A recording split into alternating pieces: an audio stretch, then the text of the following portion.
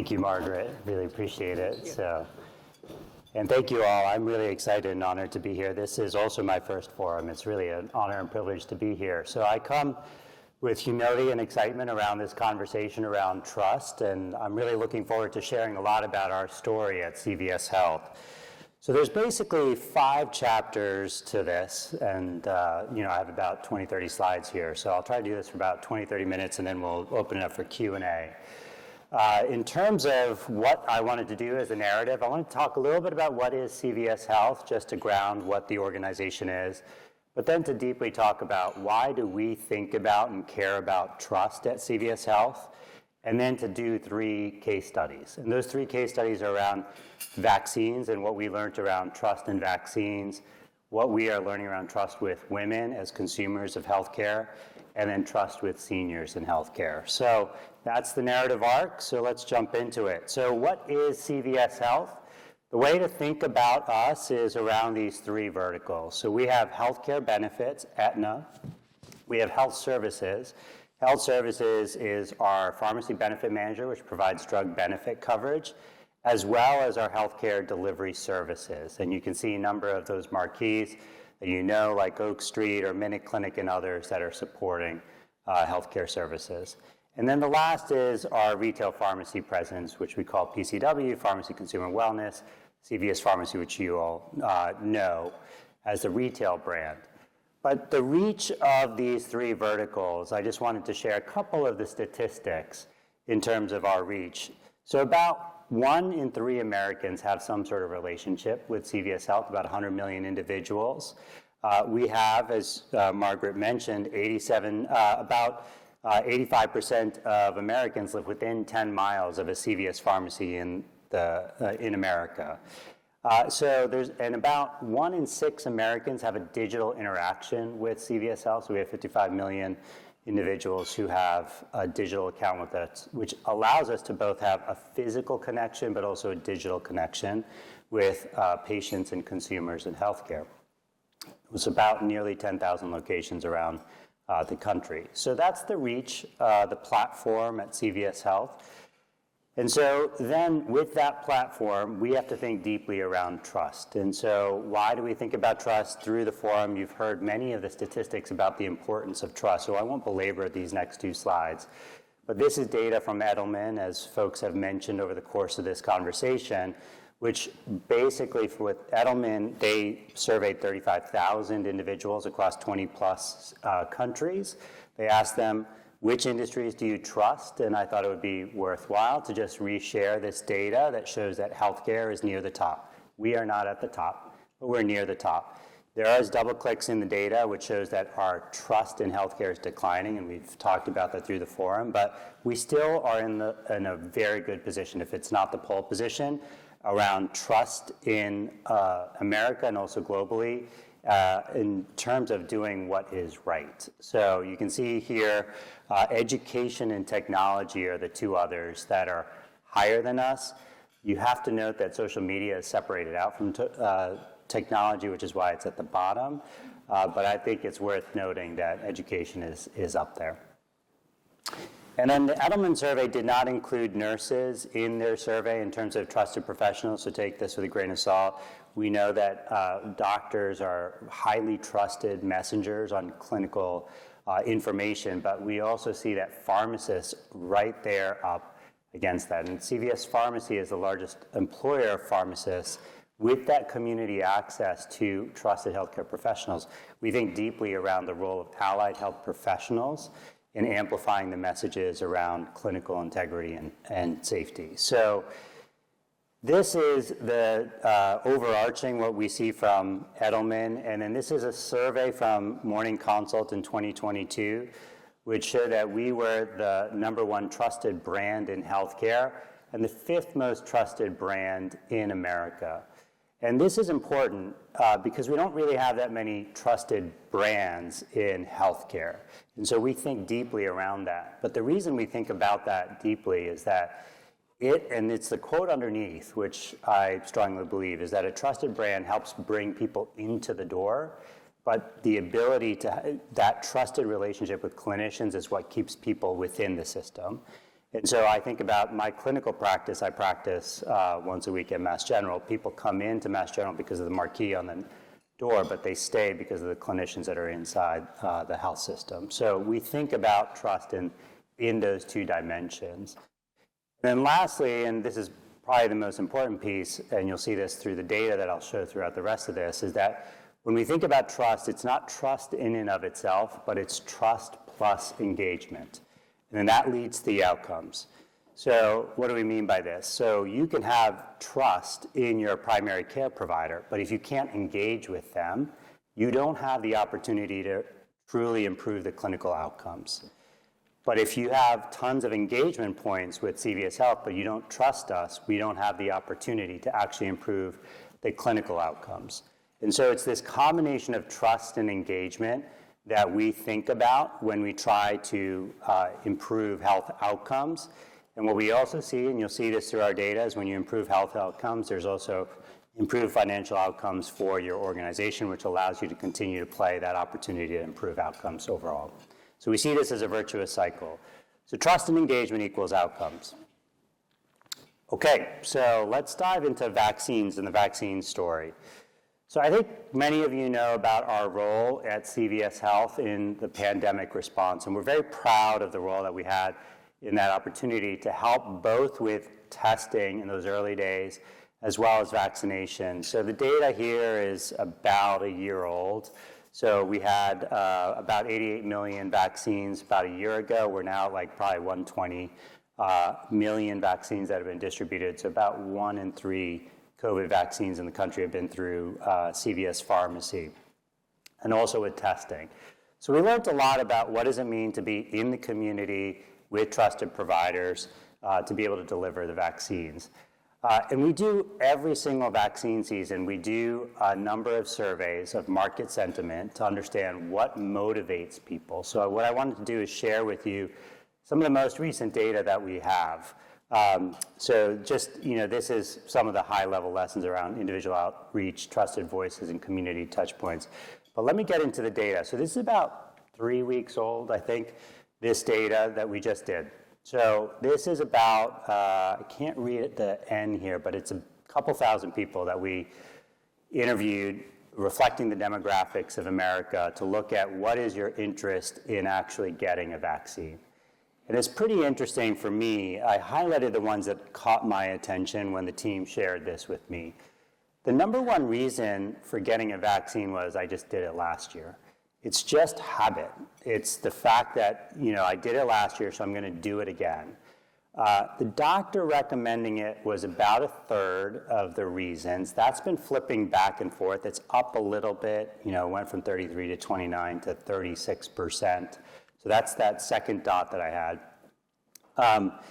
The other one that caught my attention on this when I looked at it was the fact that I was able to get it at the same time as my other vaccines, which I thought was fascinating. The fact that convenience was starting to increase as a motivator for individuals in getting their vaccine.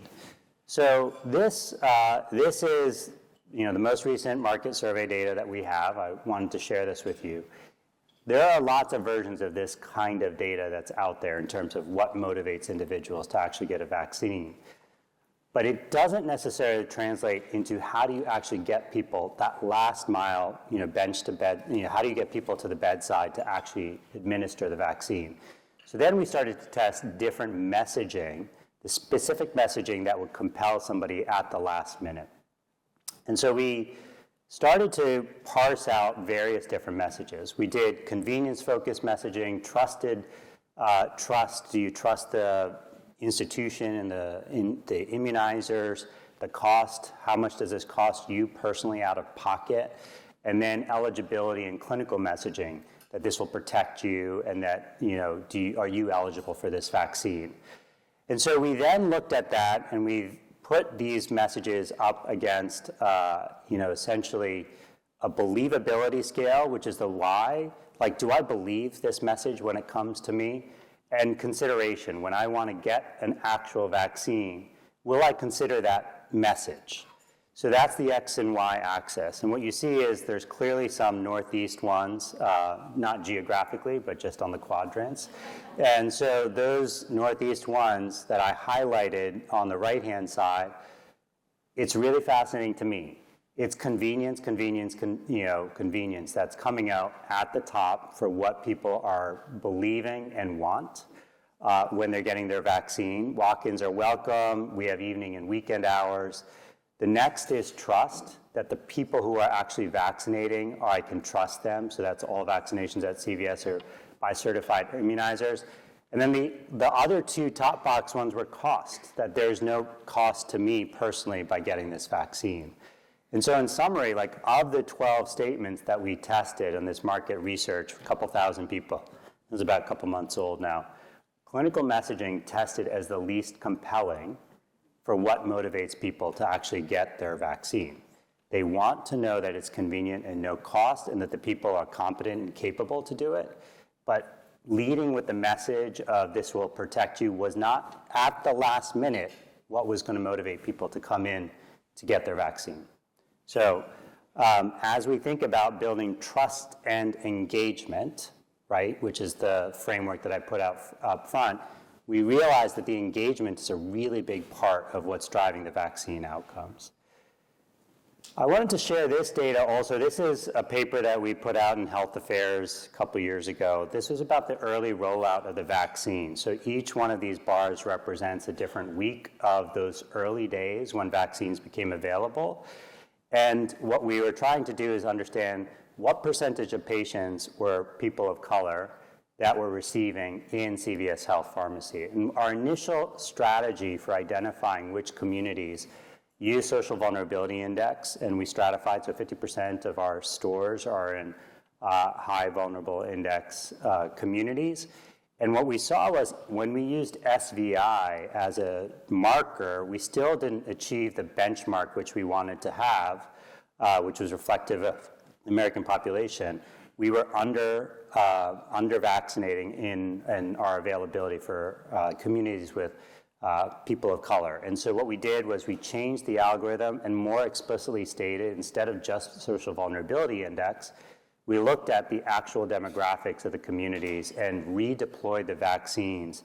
And you can see within 2 weeks, we went from 17% to 32% of the people who were getting immunized were people of color. And so I think that it also is what I find is an example, hopefully, to you all of how quickly the CVS Health platform can respond to a public health emergency when we look at our data very consciously and act accordingly. So we then saw that was a durable lift in the vaccination rates. So that gets to engagement. Another one is a complicated slide, so I'll just kind of tell a narrative around it. But when we also think about how we message people, we have a deep understanding as a consumer retailer on what is compelling you in terms of making decisions. So, Margaret, you might be a cost-motivated person, and you want to know that it's $0. Actually, I'm the cost-motivated person. So I'm $0 out of pocket, and you're convenience-focused, right? So when we message you, we want to make sure that your SMS text, which is going to be in the morning because you're a morning person, will be exactly what you need. And then for me, it would be the message that matters to me.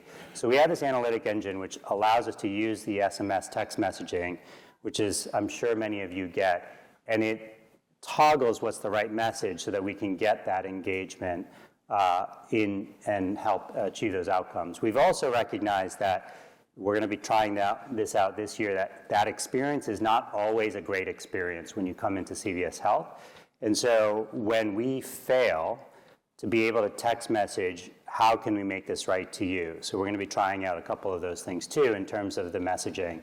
Do you need to reschedule? Do you need a $5 off in your next purchase? So this kind of analytic engine we think will help us to continue to drive those engagement outcomes. And then this is my last slide on vaccines, but what we find is that when people are satisfied with the experience, this is a correlation slide, it's not a causation slide, but when people are satisfied with the experience that you have, that you see a 6 percentage point increase in, and this is in influenza vaccination rates among the individuals that we serve. So there's this really tight correlation that we're seeing. I'll show you more data around this, around satisfaction, outcomes, trust here. So I know I'm blending a little bit outside of the trust narrative here, but satisfaction we see is a really important part of that trust storyline. So that's what I have for vaccines. I'm going to shift into how we are thinking about building trust with women. And so this is well known to this audience in terms of the complex challenges that we see among women in making decisions for themselves and their families. So there's a lot of data here, in terms of, I won't go through all of the data around the challenges because these are global challenges. I wanted to share some of these statistics though. So how do we think about it at CVS Health as a consumer? So the data on the left-hand slide demonstrates how important women are to CVS Health. 70% of our colleagues are women. We see that a majority of our clinical services are for women. So 65% of our Minute Clinic visits, 57% of Oak Street Health, 60% of the spend at Aetna is by women, same with Caremark and Pharmacy Scripts.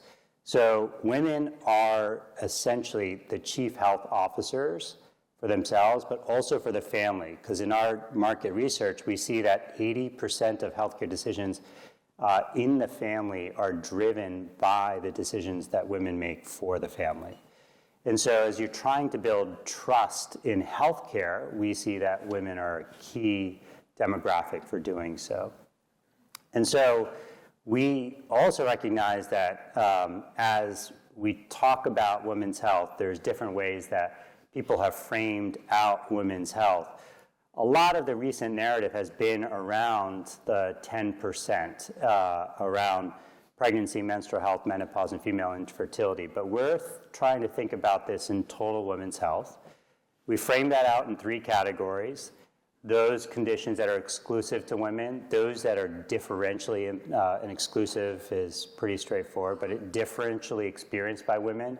So let's take something like heart disease, where women experience heart disease differently than men do, and then disproportionate. So let's take autoimmune diseases. Autoimmune diseases affect men and women, but more women are affected by autoimmune than men are. So as we think about our solutions to help support women and to build trust with women, we want to make sure that we're covering all of these categories.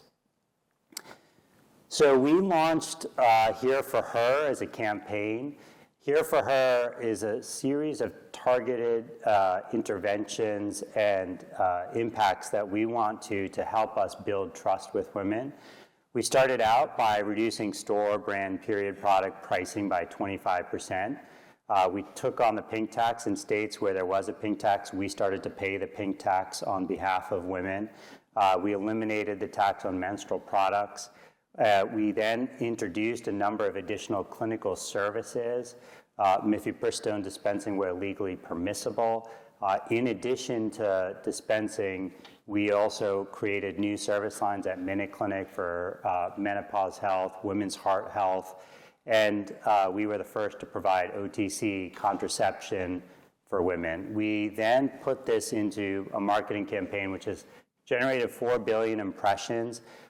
On the hard green dollar side, we've accounted about $70 million in lift of revenue, so this is also helpful there, another 40 million on the Aetna side. So there's about 110 million of revenue within a year of launching this campaign, but it also has allowed us, when we test with women, our sentiment and trust and believability with women has increased over the last 3 years because of these actions. And so we're really proud of this work in terms of building out a narrative that helps support women in leading their best health outcomes. And the last story here is around seniors. And so sharing some of the data around seniors, so we serve about nearly 50 million seniors.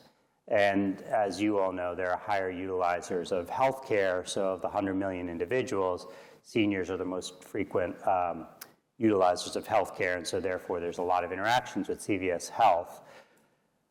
What we have found with seniors, and this is I find pretty interesting is that CVS Pharmacy is a really key anchor in how people interact with healthcare.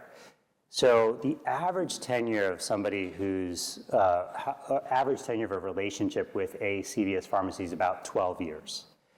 And so this is the most frequent interaction in healthcare. If you think about a community-based asset where you can come in and have an unscheduled visit and talk to a clinician, a pharmacist, and on average, that relationship in that community-based healthcare asset is around 12 years. You can see that the average senior is doing 15 trips, filling 21 scripts.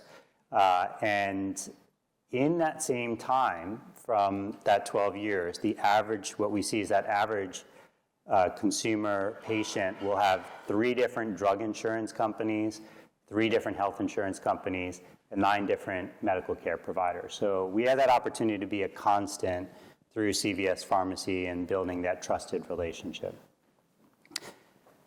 So we also see that when you improve the experience, so the Net Promoter Score of seniors, that they're more likely to be adherent to their, this is correlation, not causation, but the correlation here is that as NPS goes up, as satisfaction goes up, there's a higher rate of adherence. So this is percent of days covered, which is a measure that we use in drug adherence research to look at the, it's a surrogate to the patient actually taking the pill. But what we see is that adherence goes up as patient experience goes up.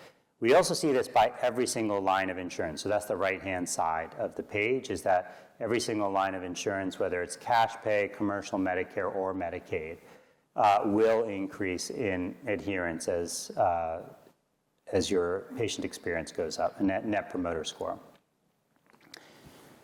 We also wanted to do some, one of the interesting things about seeing, about any patient is, when do we think of ourselves as humans that are living our everyday life, and when are we thinking of ourselves as patients who want to make a healthcare decision? Because if we want to build trust, we need to engage at the moment that people are making healthcare decisions. And so we started to do consumer journey research. And what we did was we say, when are seniors actually thinking about healthcare? Because most seniors are not thinking about healthcare every single day. And we bucketed it into these different journeys. I should mention that previous slide that I had was data points of about 22 million individuals. So this was not, the NPS adherence data. So I just wanted to share that as in terms of the scope of the data that was in that last slide. But here, this was about, I think, 3,000 people that mirror the demographics of America, where we asked these questions. So let me just read out some for folks who can't read. Because they're in the back of the room, exploring planning for care is like, when are you, if you're going to actually schedule a specialist visit, or you're diagnosed with a medical condition, or you've been recently hospitalized, or, Richard, if you recently are retiring, right? So, and so what we then did was we put it into a quadrant to look at, on the x-axis, is, did this event happen to you in the last 5 years? So we asked people that. And you can see on the right-hand side, retirement was the most frequent. So a third of individuals said, we retired in the last 5 years. And then on the y-axis, we looked at, well, how much did this actually impact your health, this event? And so you can see it ranges from 40 to 90% in terms of, I think that this actually impacts my health. So let's look at the top left. Loss of a spouse did not happen often, but it was a high impact in people thinking about what's the impact on me personally in my health, and I want to engage in making a decision around my health.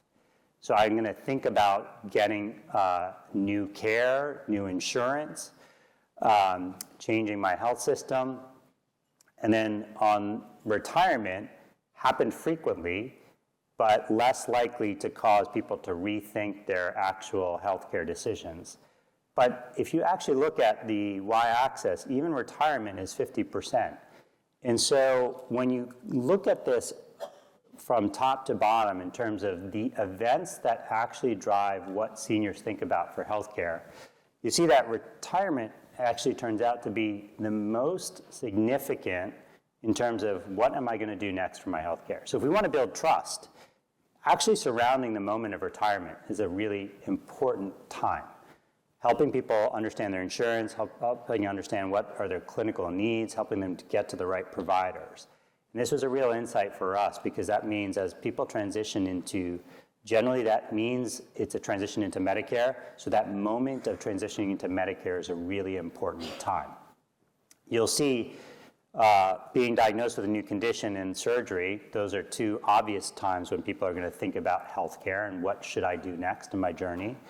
And then the third line is loss of a family member. And I was asking the team, well, why is this higher than loss of a spouse? And it's just because loss of a spouse happens less frequently for people. The fact that people lose their friends and family members actually is a more frequent interaction, a more frequent circumstance, which then leads to people rethinking a lot of their own personal life decisions and how they want to think about healthcare. So hopefully you found that interesting. In terms of how do we build, so this is not moving forward. Is it possible to move it forward? Okay, so this, the last, along with that quantitative survey, we also had a number of qualitative data. And I found this one was really interesting to me as well from the team, was asking people with primary care providers, where was there an erosion of trust? And one of the themes that came out in our qualitative research was that when they felt that the primary care team or the clinicians were doing things that were driven by their own personal financial interests. And so if the provider or the team was ordering unnecessary making me come back because I couldn't see you for that one visit, and I'm only going to bill you for one visit, so you have to come in again. So you're not addressing more than one problem in that visit. That erodes trust in your primary care provider. And if the team orders too many tests or has you come in, and they feel like they're unnecessary and they're not explained to you, it erodes that trust. So I thought, this was interesting insight from the qualitative data that we did in that survey as well. Two more slides, and then I think we'll open up for Q&A. So I think, this is, as I mentioned, when you come into retirement, you're generally choosing new insurance, Medicare. And so we think a lot about, are we building trust in that moment that matters when you convert into Medicare Advantage? And so this is a survey that we did after the first 90 days. Do you believe that Aetna is a trusted partner for helping you manage your health condition? So generally when you start with a new health insurance company, you don't have much of an opinion one way or another. As long as the experience of onboarding is seamless, then you feel like, okay, you still have my trust. What we find though is that we have lost the trust. If it's not in the top box, we don't think we've won in trust. And so what we see is that we have lost trust for about 50% of people in the first 90 days. So we have to think deeply around what does it mean for the experiences around actually accessing healthcare. It gets also to the retail story that we told before, right? Convenience matters and the experiences need to matter. So when our onboarding doesn't work well, we lose trust, NPS goes down, and you can see it can go down pretty substantially when people don't really trust you. And the reason that trust matters also from a hard financial business reason, independent of the clinical rationale, which we all know, is that when people don't trust us as a health insurance provider, they are much more likely to leave us in the upcoming year. 3.5 times more for less likely if you trust us. And as a health insurance provider, for our ability to have a partnership, as we know, any population health management program, generally it takes 2 to 3 years clinically to have impact in our partnerships with providers in care management, disease management. We need to have an ongoing relationship to actually have that opportunity to improve health outcomes. It is bad for the company if we lose trust and people leave our health insurance. So this, hopefully, this is my last slide, but I think hopefully I've imparted to you all, why we think deeply around trust and how trust is a very integral part of how we drive our business, how we measure it very consciously and deliberately in everything that we do. We put that trust work side by the engagement work, because without those two pieces, then we don't have that opportunity to actually improve outcomes. We also do think deeply around brand, because that gives us the opportunity to have people come in the door, but then our trusted clinicians are what helps us have that enduring relationship. So with that, thank you so much for the opportunity. I think we're going to open up for questions. Thank you, Sri. And before we open it up, I think, to questions for the group, we have a couple of broad questions for you, maybe sure. to flesh that out a little bit. I think the subtitle could be, "This is not your grandmother's CVS." Things have obviously changed so much, and how fortunate they are to have you. But I wonder, before we go into some specific questions, do you want to comment a little bit on sort of the strategy for CVS as you integrate now primary care, retail care, I'd be happy direct to. service? What are you thinking? You're operating as a health system at a national scale. So I think that second slide I had showed the three verticals, and I quickly did an overview of the healthcare delivery. But as we think about healthcare delivery, we are thinking deeply around the aspects of how do you drive and improve population health outcomes. And we're investing there. So our healthcare delivery strategy is deliberate. We're not trying to build out the entire healthcare ecosystem.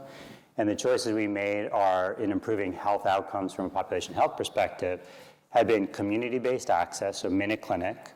MinuteClinic has actually transformed substantially over the last decade, where we now provide over 100 plus clinical services, so much more than acute care services. It now does preventative and chronic disease management, which is essentially the full stack of primary care services. Right. So that's MinuteClinic as it's evolved to be able to provide the full armamentarium of primary care services. In addition, we invested in Oak Street Health. Oak Street Health allows us to provide for Medicare Advantage and dual eligibles a complex chronic care model that's really focused on integrating social determinants and clinical outcomes in a team-based manner with substantially improved outcomes on 50% reduction in hospitalization, 25% reduction in emergency room visits. So Oak Street Health, which is focused on seniors, Signify Health, which allows us to have 10,000 clinicians that are providing approximately 2 million home visits per year. And the thesis there is that as we uncover the risk that patients have, we're trying to evolve the model so that it actually helps connect people back into the care that they need to manage that risk. Mm-hmm. So it's not just about understanding the risk, but connection to care. And so that would be either back to their primary care provider or back into a surround system like MinuteClinic that can help with additional services. We built out an ACO, so we have CVS Health Accountable Care.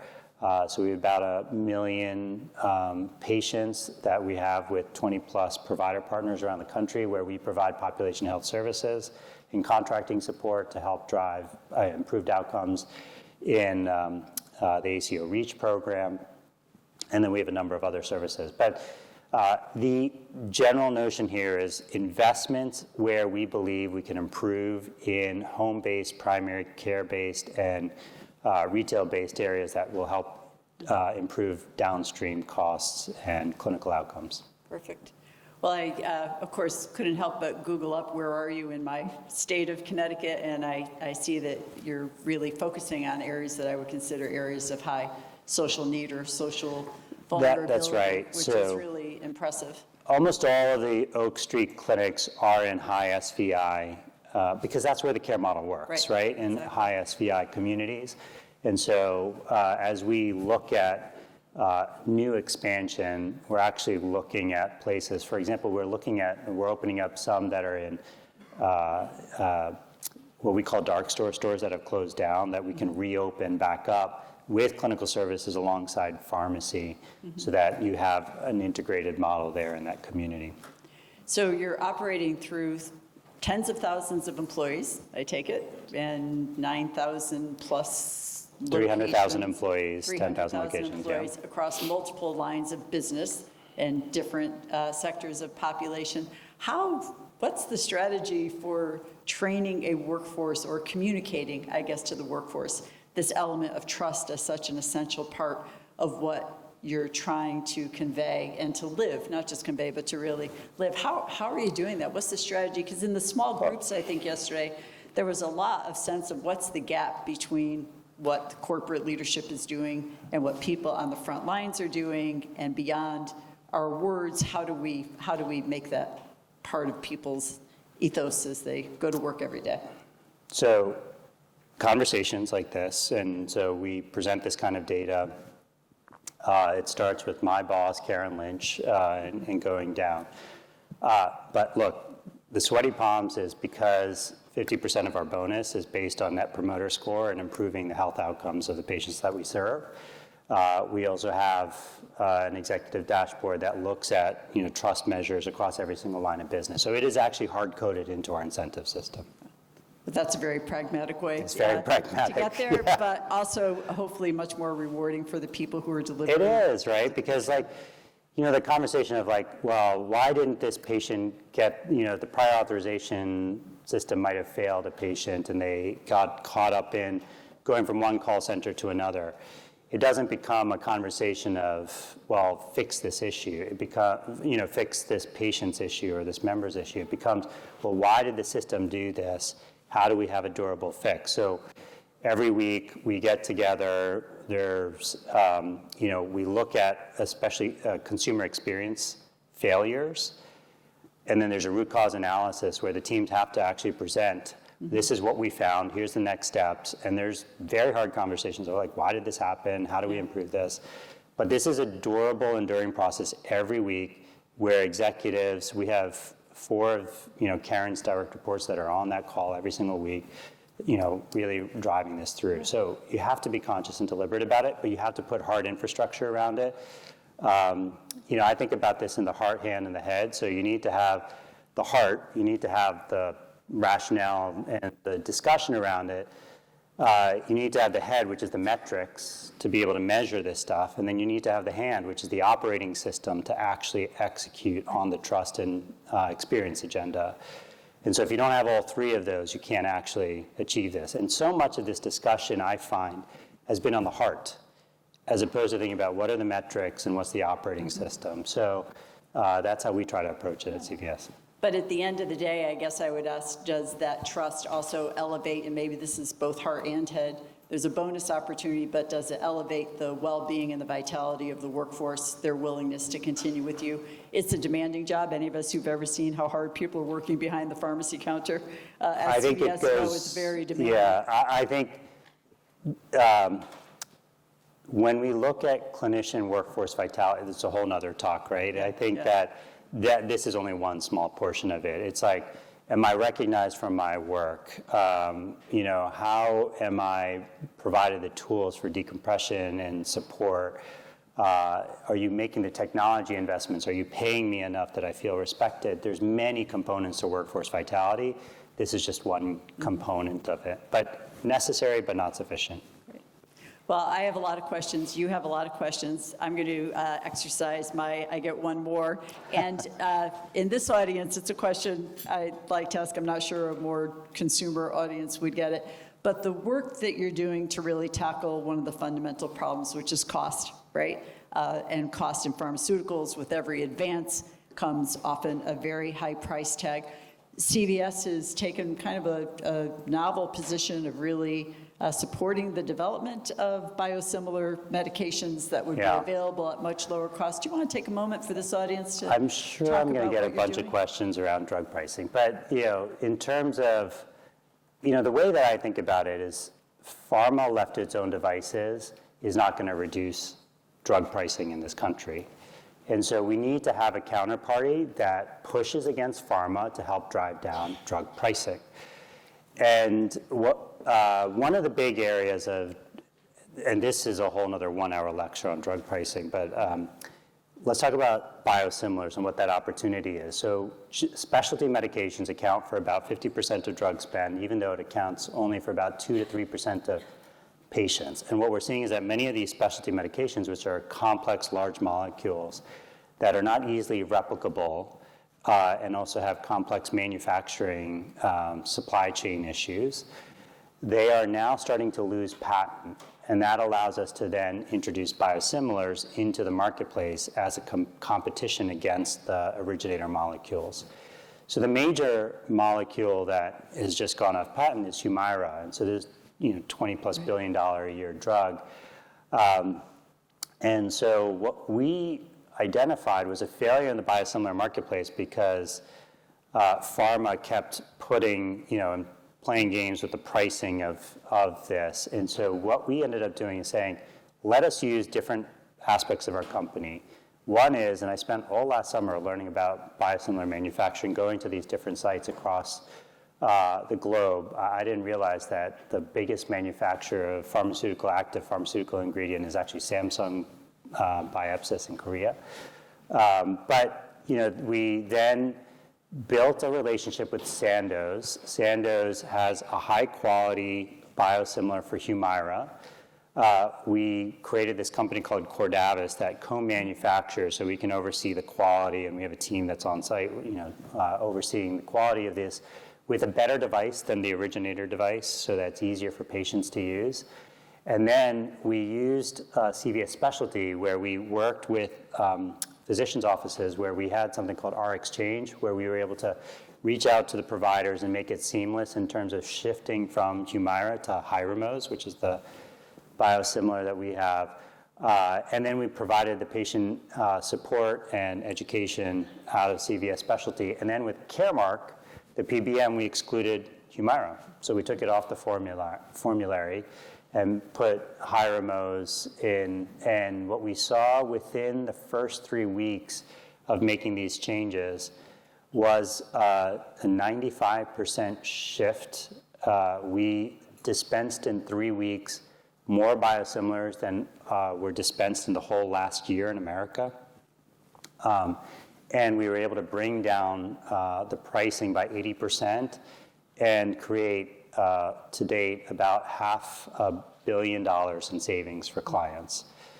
And so we see these are the types of opportunities of being able to think about how do you use these different components of the company to actually put pressure on pharma to bring drug pricing down. Biosimilar is only one piece of this. Right. There's a lot of aspects to bringing down drug pricing, which I'm sure we'll get questions about. But we're really proud of that work, and we'll help continue to create affordability for drug pricing in America. Well, thanks, and it is about access, and wanted to give you that. And I also told Sri, I have to say, for those who don't remember, just the point where CVS won my trust was when they took tobacco out of the stores in 2014, the first pharmacy to do that, and something I hope all your employees are really proud of. Yeah, we're celebrating 10 years. Took a long time for other people to follow. Okay. Yeah, nobody's followed. So.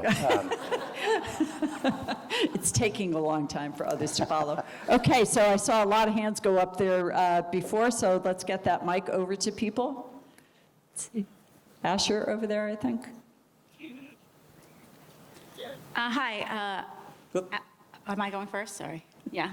Okay. Hi, Allison Sesso with Undo Medical Debt. We are a national organization, nonprofit, that's relieving people's medical debt. So I'm actually not as interested in the pricing as I am in the cost to the individual, which is not the same thing.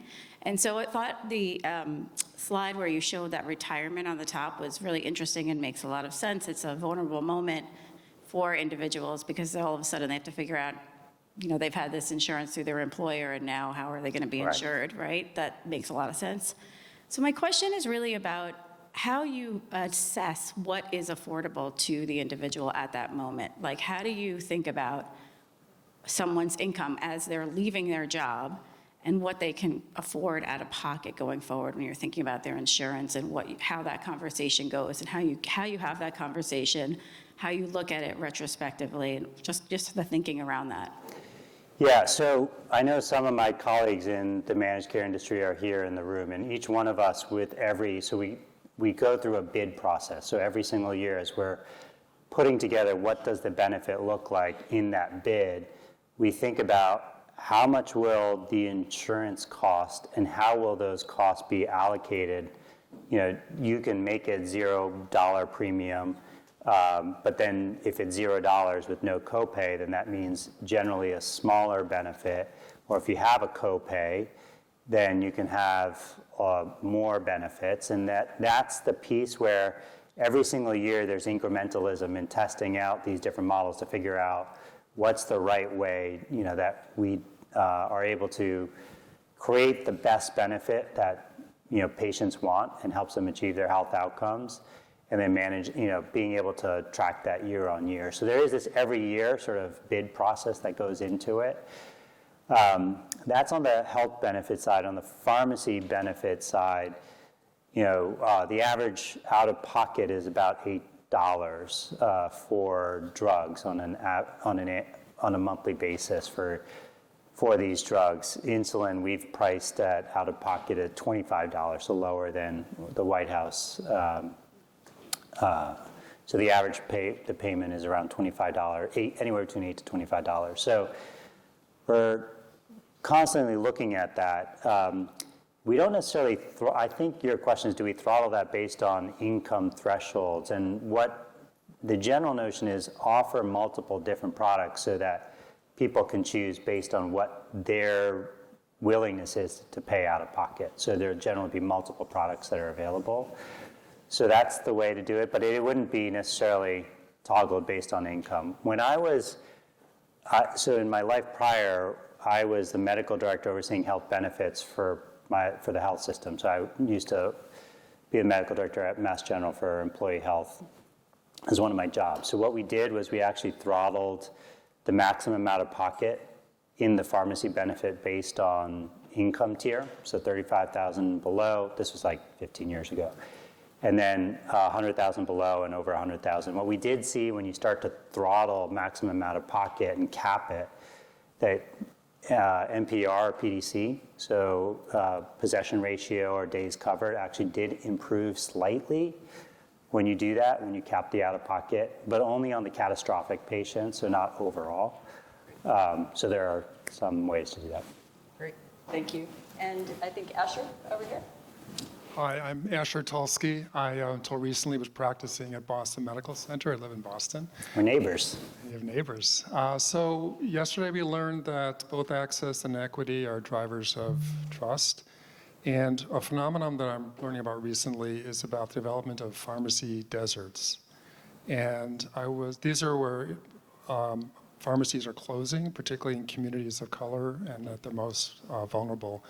And people are forced now to walk further distances to get their medications and other supplies. I wonder if you can just talk about how you... Yeah, I think it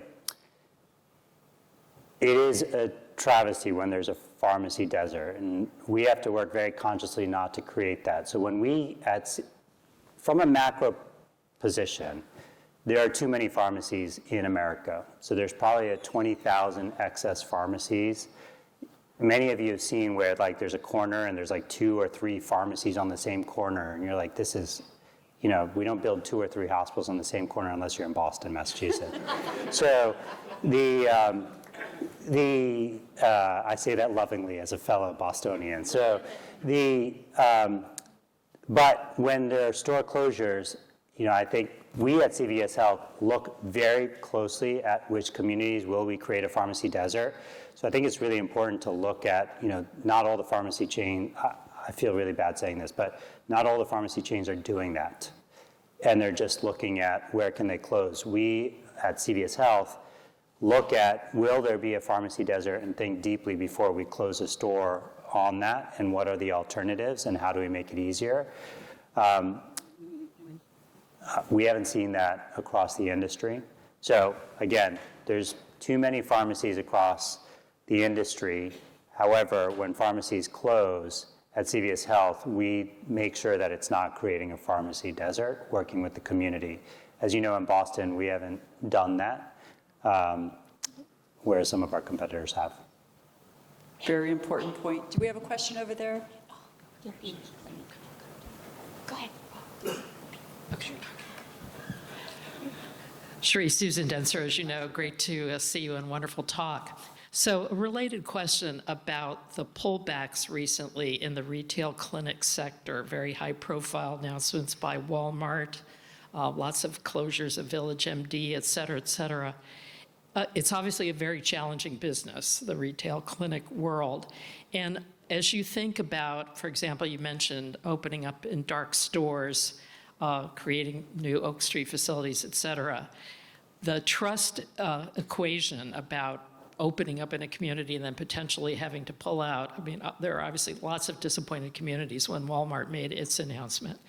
How are you thinking about managing that entire process, given that this is a challenging business? And how would you think about ensuring trust, regardless of what happens in the business? So when there's a lot of spilled ink around, all the challenges in retail health, we have been doing this for 20 years. Like, we're not new to delivering healthcare services. So we've been running the largest national practice, ambulatory practice in the country, with 1,000 locations with MinuteClinic, on Epic, interchanging 500 million records with other health systems on the interconnectivity and collaborating with local providers for 20 plus years. So having that knowledge on how to do healthcare in a retail setting matters. Like, we have people who have been doing this for many years. We also have invested in, when we expanded, we invested in Oak Street because there was a very clear care model and population that they were serving. The other piece here is that with Aetna, you have that relationship between payer and provider. And that's really important as you think about how do you actually grow and scale clinics, is to make sure that there's a plan design that actually supports and helps those clinics grow. Oak Street is payer agnostic, so we work with all sorts of payers, but having an anchor payer like Aetna helps to drive the growth of Oak Street. But also, when you are opening up a clinic, hiring from the community is critically important. So we identify the communities where we want to open up, but then we look for our support staff and our clinicians to represent and look like the community that they're serving, so that majority of our providers at Oak Street are BIPOC and are from the community. And so that allows us to actually have that opportunity. What's really interesting is when CVS Health is coupled with Oak Street, people don't necessarily know Oak Street as a brand, but they know CVS Health and they trust CVS Health. So that actually has been helping to drive the growth of Oak Street clinics. So we've seen an acceleration in new individuals coming in to seek primary care. But long history, integration with health insurance, as well as hiring from the community are three key factors. I can't really comment on the others and why their failures are, as I'm sure you can understand. But that's what we think are differentiated for us as CVS Health. Great. Wonderful. Dr. Barron? Richard Barron, retiring president and CEO at AVIM and the foundation. We have some health insurance for you. Yeah. So first of all, we're thrilled that you're here. And when you describe the reach and scope of the company you work for, your role in that company, the very fact that you thought it was important to be here and talk to this group is a huge energizer for the It's really an honor and a pleasure. So well, thank you so much. for the work we're trying to do. And you did this presentation that was exactly, if Jess and I were dreaming about what the presentation would be, it was it. We're this large integrated company with a huge reach and a variety of different products, and we've made trust central to our strategy, and here's how we did it. So 2 questions. One, some version of who else at CVS sees a presentation like this and cares about this, and are these data being produced for?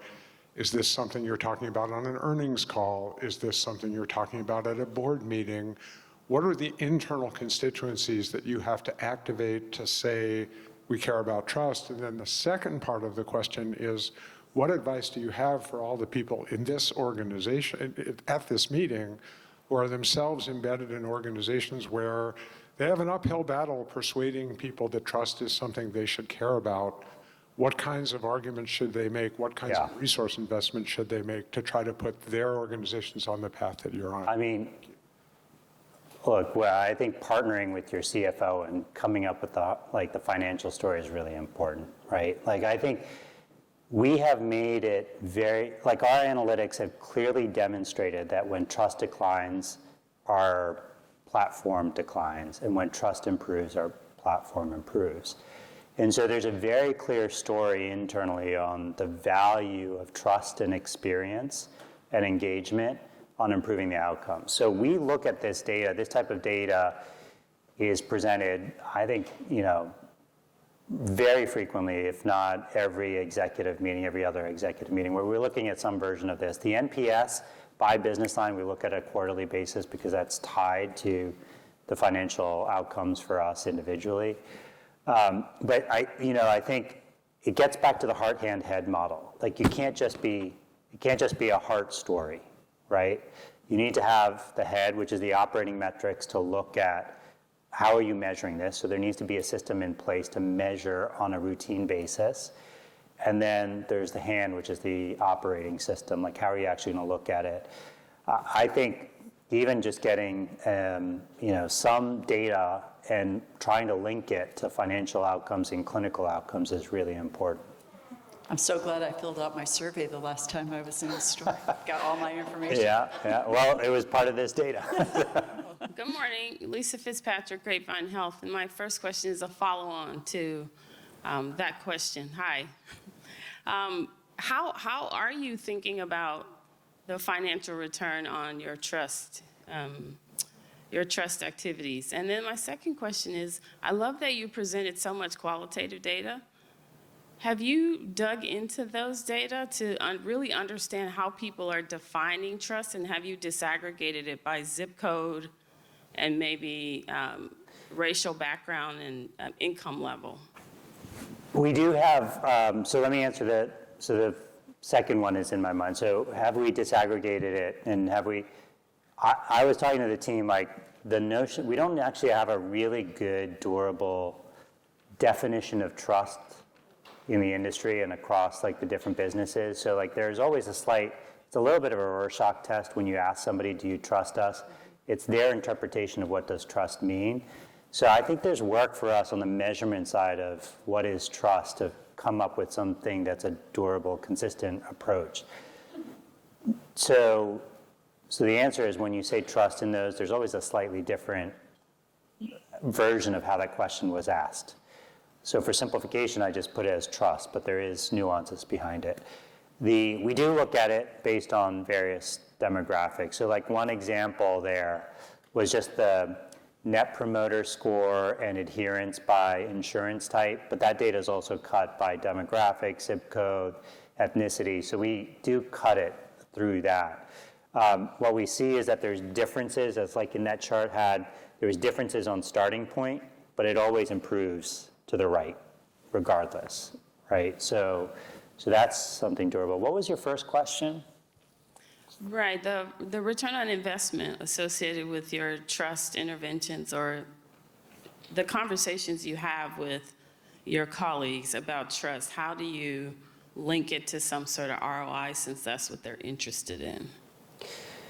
So usually, like you can see in this data, it was rarely that I presented anything that just was trust. Mm-hmm. It was trust plus NPS or NPS plus adherence, but it gets to trust and engagement, that combination.